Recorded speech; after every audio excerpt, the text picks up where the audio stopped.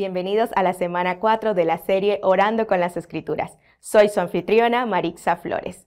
A lo largo de esta serie hemos tenido el privilegio de escuchar a muchos de nuestros hermanos y hermanas en Cristo, que han compartido generosamente con nosotros cómo Dios ha trabajado en sus corazones a través de la oración.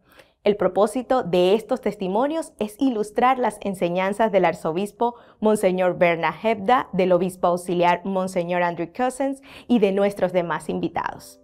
Aquí presentamos otros 2 testimonios que esperemos le ayuden en su jornada de oración. La verdad es que yo crecí en un ambiente no tan católico, aunque suene un poco sorprendente. No estaba acostumbrada a rezar. Y no estaba acostumbrada tampoco a ir a misa. Fue a través de un retiro que yo cuando estaba en high school tuve la oportunidad de asistir, y en realidad fue en un momento especial de oración con el Santísimo expuesto, que fue la primera vez que yo tuve esta oportunidad, en que yo sí experimenté la presencia de alguien que realmente me amaba, ¿no? Y experimenté su amor. Fue una cosa increíble, porque hasta entonces yo simplemente pensaba que la fe era creer en ciertas reglas y obedecerlas, ¿no? Pero no sabía que era estar con alguien, ¿no? Y a partir de ese día yo creo que siempre quise volver a tener ese encuentro con Él, ¿no? En la oración, y así mi vida fue creciendo y transformándose en Dios, ¿no? Estuve en un momento de mucho dolor, pasando por algo difícil en mi familia, entonces estuve leyendo la Biblia, pero muchas veces desanimada, tal vez de lo que quizás no conseguía el milagro, como llamamos, y no es así, ¿no? Y entonces estuve leyendo la cita bíblica de Mateo 7 y 8, a donde nos dice el Señor que el que golpea la puerta y que se le abrirá, y entonces yo volví a leer y decía, entonces está aquí, la clave está en la perseverancia, o sea, no desanimarme.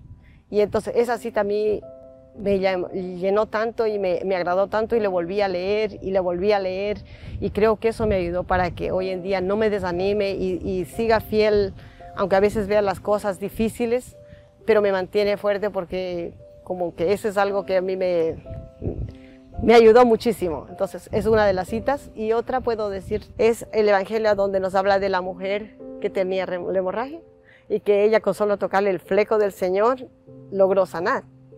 Y recuerdo que una noche estuve en la adoración al Santísimo, y entonces el sacerdote iba pasando con el Santísimo y yo me acordé de esa cita bíblica, y al descuido traté de imitar a la mujer, ¿no? Pero decía, Señor, estoy ofendiéndote porque estoy copiándome, ¿no? Pero decía, esa mujer logró sanar, y creo que fue una oportunidad para mí, porque en ese entonces el padre iba banca por banca o pasillo por pasillo a cada feligrés, y iba con el Santísimo. Y entonces yo tuve la oportunidad, gracias a Dios, de acercarme más al filito donde está el pasillo y tocar el fleco del sacerdote que estuvo pasando con el Santísimo. Y yo como que sentí eso, decía, oh, la mujer esa, yo lo logré. O sea, me sentía a la vez también que falté al sacerdote o falté a Dios, porque no me siento, ¿no? Porque toda la vida llena de pecado y todo, soy indigna de estar acercándome. A la vez me sentía como un atrevimiento de mi parte, pero en el corazón, en el fondo, decía, Señor, perdóname si hice mal, pero yo quería tener ese encuentro contigo, y creo que el Señor, me permitió, me dio esa oportunidad, y para mí nunca me puedo olvidar esa noche que estuvimos una vez más en la capilla. Estos son hermosos ejemplos de cómo Dios puede usar el mismo pasaje de las Escrituras para hablarnos a cada uno de nosotros de manera personal y práctica. Tenemos un Dios que se preocupa por los detalles de nuestras vidas. En esta serie nos referimos a muchos de los testimonios como experiencias en la cima de la montaña, es decir, encuentros poderosos, como cuando Pedro fue testigo de la transfiguración de Jesús en la cima de la montaña. Estas experiencias ocurren en la oración, aunque no necesariamente son frecuentes. Dios a menudo habla a nuestro corazón de una manera sutil, como aprendió Elías en la historia del primer libro de los Reyes, capítulo 19, donde el Señor no se encontraba en el viento fuerte, en el terremoto o en el fuego, sino en una suave voz y apacible. Una forma concreta de reconocer cómo Dios le está hablando a usted personalmente es volver a revisar las notas que ha escrito en sus guías de oración.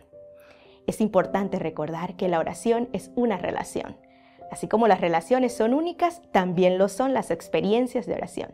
Nadie en toda la creación ora como usted, y el tiempo que pasa con el Señor es precioso para Él. No ceda a la tentación de comparar, más bien aprender unos de otros, inspirarse y animarse unos a otros. Ahora escuchemos al padre James Peterson mientras nos explica cómo discernir la voz de Dios en la oración.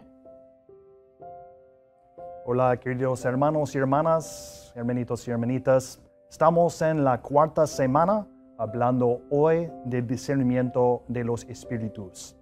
La semana pasada hablamos lo de los diferentes tipos de movimientos que tenemos dentro de nuestros corazones, de cómo tenemos que aprender a relacionar estos con Dios. Una manera clave de aprender a seguir los movimientos de Dios es a través del discernimiento de los espíritus. Como exploramos anteriormente, los movimientos de nuestras almas vienen de 3 lugares diferentes: de mí mismo, del enemigo y de Dios. San Ignacio define ampliamente al enemigo todo lo que no sea de Dios. Ciertamente esto incluye para él al ángel personal caído, a quien llamamos el diablo, el demonio. Pero también podría incluir tendencias en nuestra propia psique, nuestra mente, que surgen del egoísmo o de la sensualidad desordenada, la parte caída de nosotros mismos que también es enemiga de Dios. San Ignacio nombra estos movimientos consolaciones y desolaciones. Todos experimentamos altas y bajas en la vida espiritual. Momentos en los que tenemos gran energía, encontramos el deseo de orar y servir. Y momentos cuando se nos hace difícil, no tenemos energía, Dios se siente lejos. San Ignacio ha intentado ayudarnos en estas altas y bajas para encontrar un camino más seguro hacia Dios. Nadie ha hablado con la misma claridad ni practicidad en esta área con la que lo ha hecho San Ignacio. El discernimiento de los espíritus fue algo que aprendió San Ignacio en su conversión. Vamos a hablar algo de su autobiografía. San Ignacio fue un gran soldado. El momento en que su vida dio un giro fue después de haber sido herido, cuando defendía la ciudad de Pamplona contra los franceses en 1521 a la edad de 30 años. Sus piernas estaban rotas, una de ellas gravemente, pero los franceses quedaron tan impresionados con su heroísmo que le asignaron una escolta militar de regreso a su hogar en Loyola.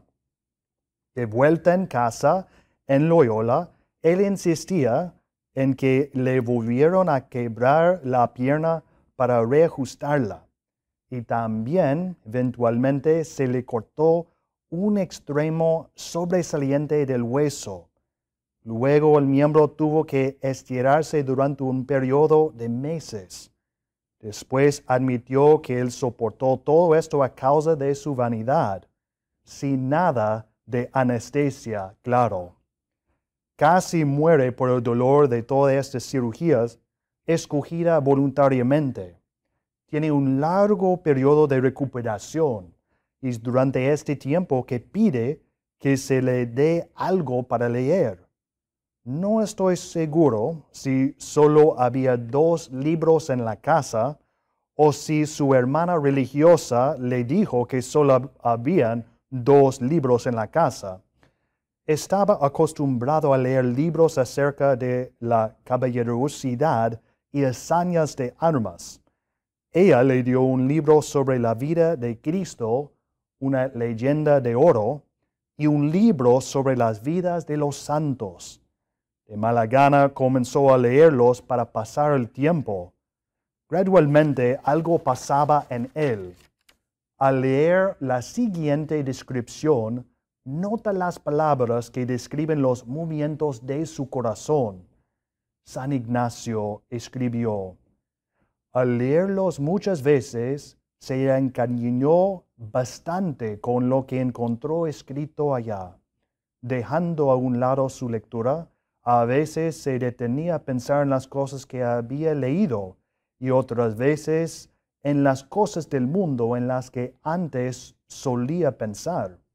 De las muchas cosas vanas que se le presentaron, una se apoderó tanto de su corazón que estuvo absorto en pensar en ello durante 2 o 3 o 4 horas sin darse cuenta. Imaginaba lo que haría al servicio de cierta señora, los medios que tomaría para ir al país donde ella vivía, los versos, las palabras que le diría, los gestos de armas que haría a su servicio. Se volvió tan engreído con esto que no consideró cuán imposible sería a su servicio.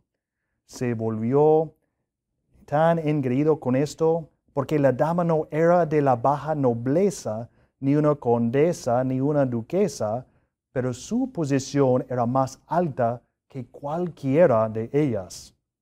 Sin embargo, nuestro Señor lo asistió, haciendo que siguieron a estos otros pensamientos que surgían de las cosas que leía. Mientras leí la vida de nuestro Señor y de los santos, se detuvo a pensar, rezando dentro de sí mismo: ¿y si yo hiciera lo que hizo San Francisco, lo que hizo Santo Domingo? Así que reflexionó sobre muchas cosas que le parecían buenas, proponiéndose siempre lo difícil y serio, y como él se las iba proponiendo, le parecían fáciles de lograr. Pero cada uno de sus pensamientos era decirse a sí mismo: Santo Domingo hizo esto, por lo tanto, tengo que hacerlo. San Francisco hizo esto, por lo tanto, tengo que hacerlo. Estos pensamientos también duraron un buen rato, pero cuando intervinieron otros asuntos, los pensamientos mundanos mencionados anteriormente regresaron, y también pasó mucho tiempo en ellos.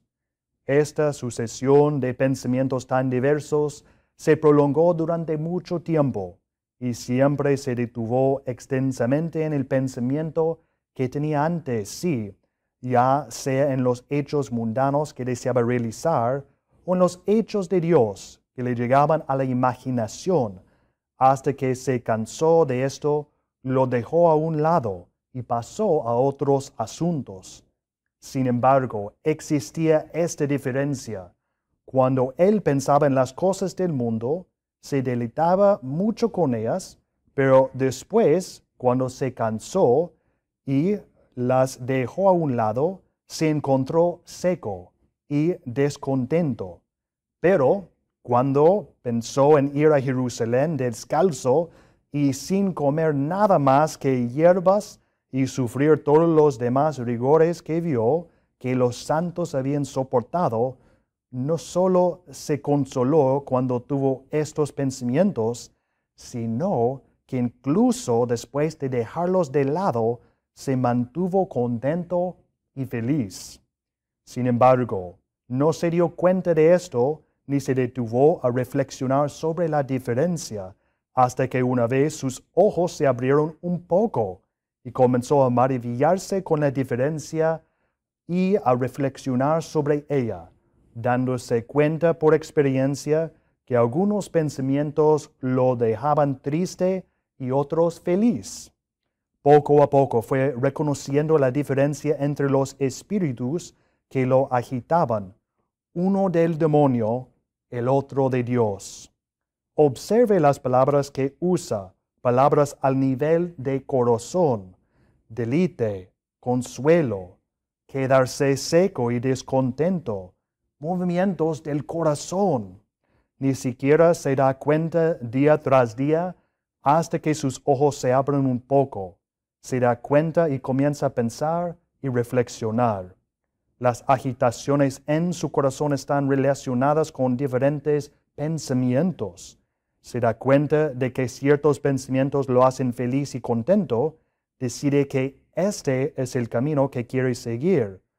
Comienza a reconocer que estos movimientos son obra de Dios.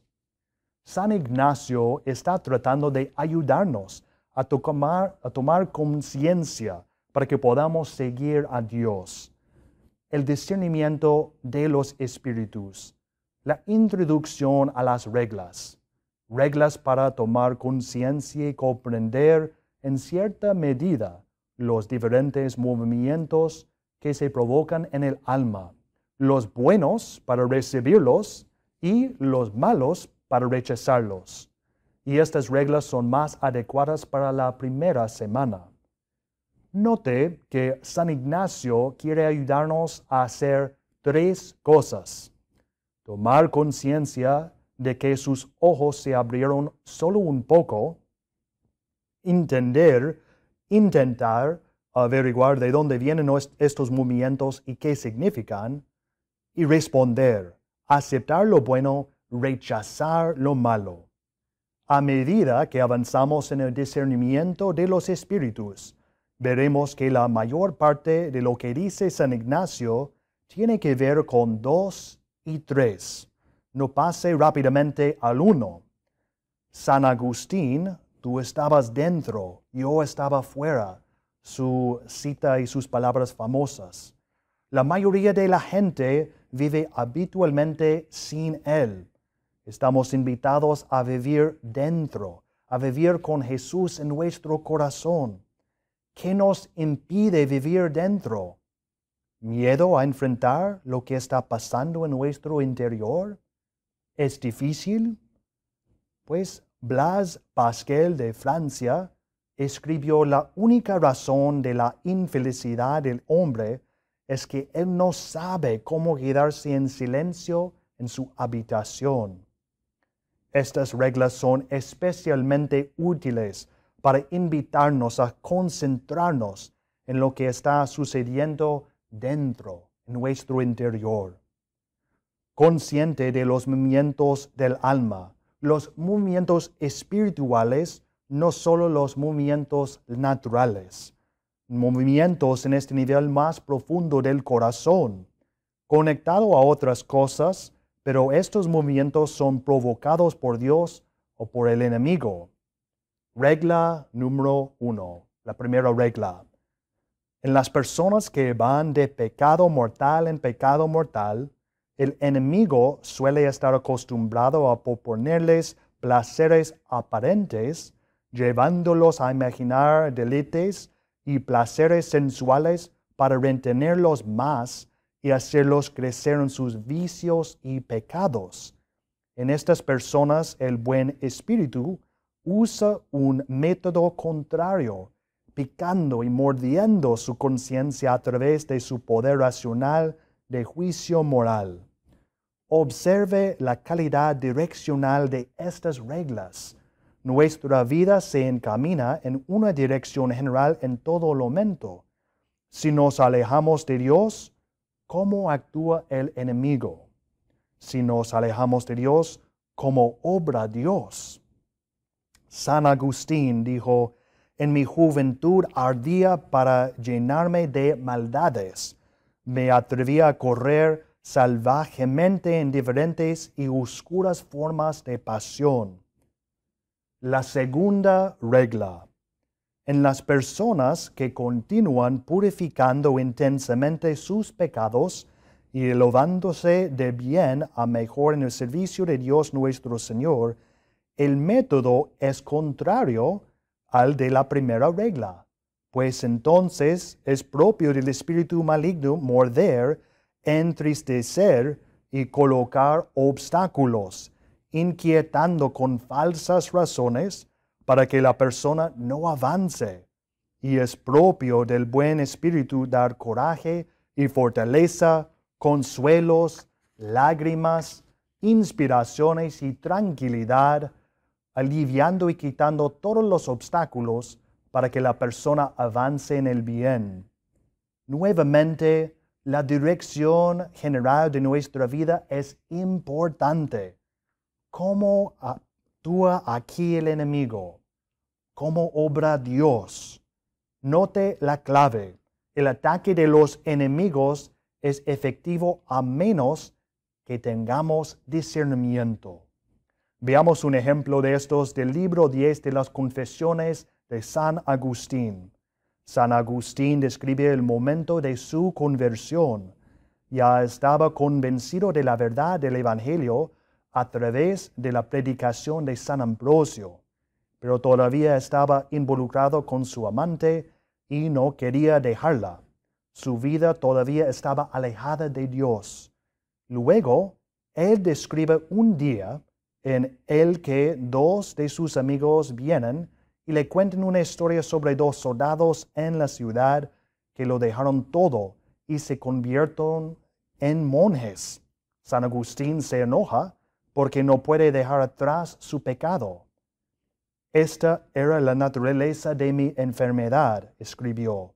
Estaba atormentado, reprochándome a mí mismo más amargamente que nunca, mientras giraba y giraba en mi cadena. Tenía la esperanza de que mi cadena se rompiera de una vez por todas, porque era solo una pequeña cosa lo que me sujetaba ahora. Y tú, oh Señor, nunca dejaste de velar por mi secreto corazón.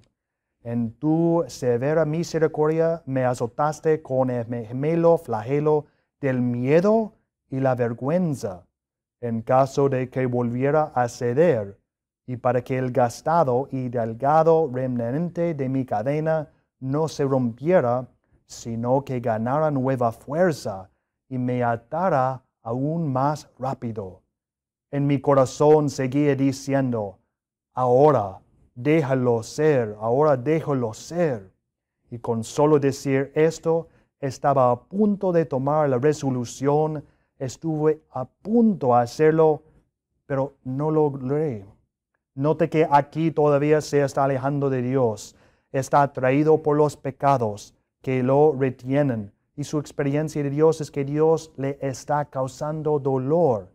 En tu severa misericordia me azotaste con el flagelo gemelo del miedo y la vergüenza, pero aún no podía apartarse de su pecado. Aquí comienza a dar la vuelta hacia Dios. Cuando se vuelve, Dios comienza a consolarlo. Pero a estas alturas había vuelto mis ojos a otra parte, y mientras estaba temblando ante la barrera, al otro lado podía ver la casta belleza de la continencia en toda su alegría serena e inmaculada, mientras ella me hacía señas modestamente para que cruzara y no dudara más. Y extendió sus manos amorosas para darme la bienvenida y abrazarme, mostrando una gran cantidad de buenos ejemplos a mi vista. Con ella iban innumerables niños y niñas, gran número de jóvenes y personas de todas las edades. Y en medio de ellos estaba la misma continencia, no estéril, sino madre fecunda de hijos, de alegrías nacidas de ti, oh Señor, su esposa. Me sonrió para darme valor, como si estuviera diciendo, ¿no puedes hacer lo que hacen estos hombres y mujeres? ¿Crees que encuentran la fuerza para hacerlo en sí mismo y no en el Señor su Dios? ¿Por qué tratas de mantenerte firme en tus propias fuerzas y fracasas? Entrégate a Dios y no temas. Él no se encogerá ni te dejará caer. Arrójate sobre Él sin miedo, porque Él te dará la bienvenida y te curará de tus males. Cuando se vuelve hacia Dios, Dios le da una visión de esperanza para ayudarlo y permitirle rendirse. Inmediatamente después de este está el famoso pasaje, toma y lee. La tercera regla es de consuelo espiritual. Le llamó consuelo cuando se provoca en el alma algún movimiento interior a través del cual el alma llega a inflamarse de amor a su Creador y Señor. En consecuencia, cuando no puede amar ninguna cosa creada sobre la faz de la tierra en sí mismo, sino solo en el Creador de todas ellas. Lo mismo cuando derrama lágrimas que mueven al amor de su Señor, ya sea por el dolor de los propios pecados, o por la pasión de Cristo nuestro Señor, o por otras cosas directamente ordenadas a su servicio y alabanza. Por último, llamo consolación a todo aumento de esperanza, fe y caridad, y a toda alegría interior que llama y atrae a las cosas celestiales y a la salvación del alma, tranquilizándola y dándole paz en su Creador y Señor. Note las palabras.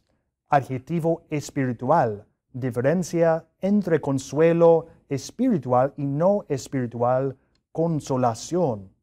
Note los movimientos del corazón, movimiento edificante de varios tipos que me mueve hacia Dios, lágrimas que brotan de lo profundo de la persona humana, y la persona humana sabe que es amada. La mujer que llora a los pies de Jesús en la casa del fariseo. La expresión física de alguna manera completa lo que está experimentando el corazón. La hermosa y breve experiencia del sacerdote después de semanas de sequedad.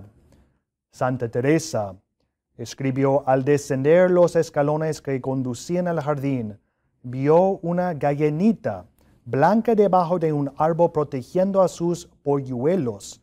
Bajo las alas, algunos se asomaban por debajo.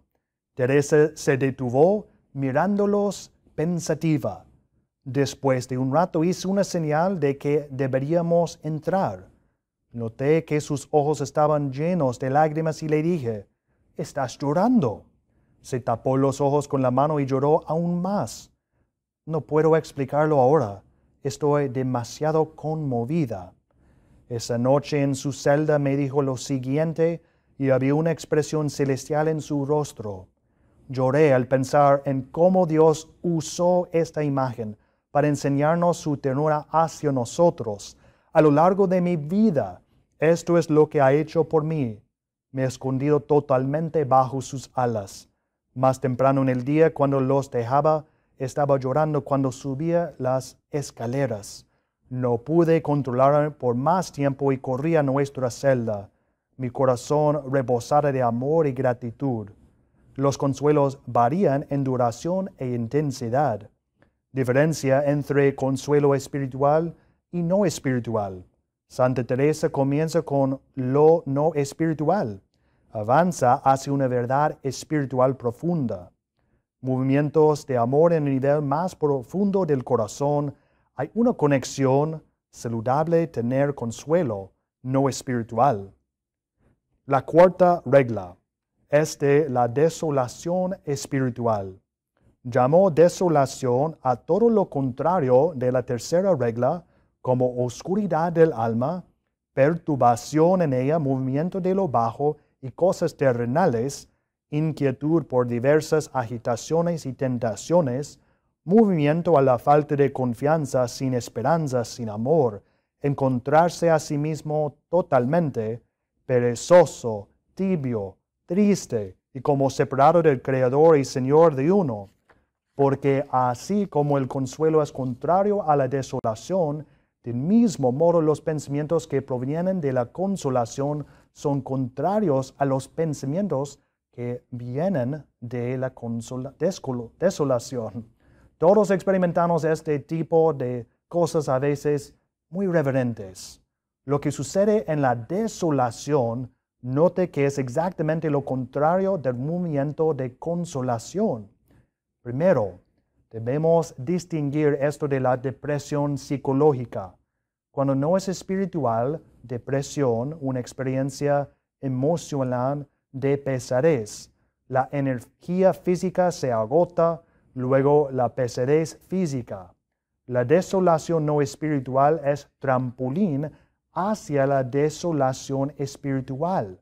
Si hay demasiada depresión crónica o desolación física, entonces, por el bien de nuestra vida espiritual, debemos hacer algo al respecto. Cuando parte de nuestra humanidad hace una diferencia, la teología del cuerpo. Los aspectos de nuestra humanidad se encuentran en los ejercicios espirituales. Necesitamos distinciones entre consolación y desolación espiritual y no espiritual.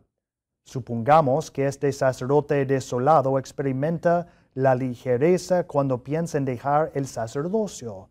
Es ese consuelo espiritual, probablemente un consuelo no espiritual, sea la ligereza de dejar atrás sus deberes. Estas distinciones son importantes. La desolación espiritual es una pesadez espiritual. Movimientos pesados del corazón. Eso es lo que significa la desolación en el nivel de la fe. Movimiento lejos de Dios y hacia las cosas bajas y terrenales. El movimiento será hacia la comodidad, incluso hacia las viejas tentaciones de la carne. En tiempos de desolación, ahí es donde irá el movimiento. Conduce a retirarse de las cosas de Dios, a darse por vencido, a retroceder. La sensación de que nada bueno o nuevo saldrá de esto. La clave. La desolación espiritual se presenta como nuestra identidad espiritual. Eres lo que estás experimentando. Pero el enemigo es un mentiroso. Despertar de un mal sueño, esto no es cierto. Si no vemos la mentira, si no nos damos cuenta, entonces no podremos salir de ella inicialmente. En cambio, Dios permitió que creciera a través de esos tiempos. Note que San Ignacio dice, sintiéndonos así, porque no es verdad. Ejemplo de la carta de San Ignacio a Sor Teresa Rejadel. Llamaré brevemente su atención sobre dos lecciones que nuestro Señor suele dar o permitir. Una de ellas la da y la otra la permite. La primera es un consuelo interior que echa fuera todo malestar y atrae al completo amor al Señor.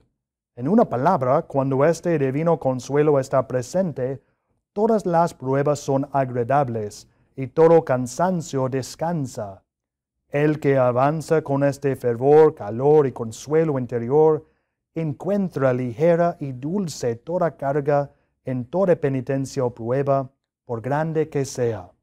Este consuelo señala y abre el camino a seguir y señala el camino que debemos evitar.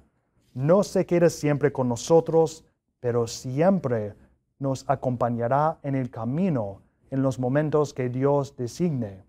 Todo esto es para nuestro progreso. Pero cuando falta este consuelo, sale a la luz la otra lección. Nuestro antiguo enemigo pone todos los obstáculos posibles para desviarnos del camino por el que hemos entrado. Él hace uso de todo para fastidiarnos, y todo en la primera lección es invierte. Nos encontramos tristes sin saber por qué. No podemos orar con devoción ni contemplar, ni siquiera hablar o escuchar las cosas de Dios con gusto o deleite interior alguno. No solo esto, sino que se ve que somos débiles y muy humillados por estos pensamientos dañinos, continúas sugiriendo que estamos completamente olvidados por Dios nuestro Señor, y nos lleva a pensar que estamos bastante separados de Él, y que todo lo que hemos hecho y todo lo que deseamos hacer es completamente inútil. Por tanto, se esfuerza por llevarnos a un estado de desánimo generalizado. Por eso es necesario que estemos conscientes de nuestro oponente. La desolación es obra del enemigo. La única respuesta adecuada es rechazarlo.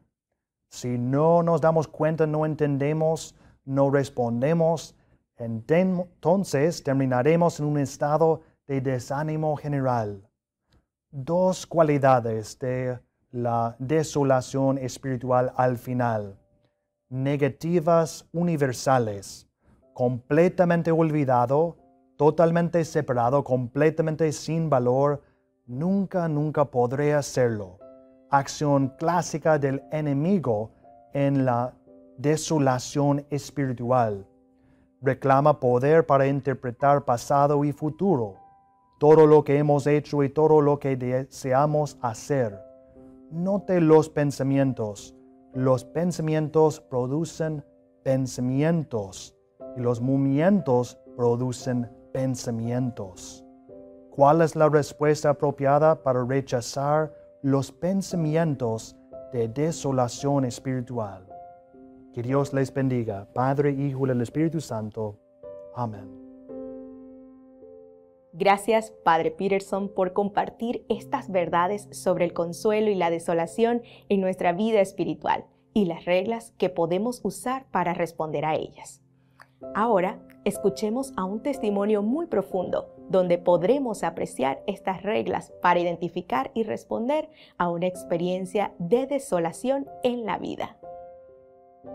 Mi nombre es Gregorio Sosa, soy de Nayarit, México.